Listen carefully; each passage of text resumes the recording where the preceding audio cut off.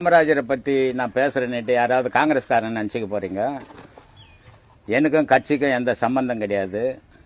யார் நல்லது செய்திருந்தாலும் அதை வாழ்த்தணும், அது மனிதனுடைய கடமை. அந்த மாதிரி 1975 மிசா பீரியடில் அக்டோபர் 2ஆம் தேதி காமராஜர் காந்தி ஜெயந்தி காலையில் பேசுகிறார்.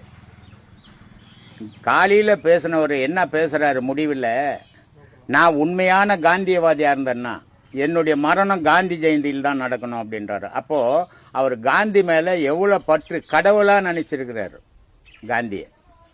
அப்படிப்பட்ட மகான் நேரு இறந்த உடனே மொரார்ஜி தேசாய் போட்டி போடுறாரு. ஏன்னா மொரார்ஜி தேசாய் நேரு பீரியடில் துணை பிரதமராக இருந்தவர். அதனால் பிரதமர் இறந்த உடனே துணை பிரதமர் ஆகணும். போட்டி போடுறாரு.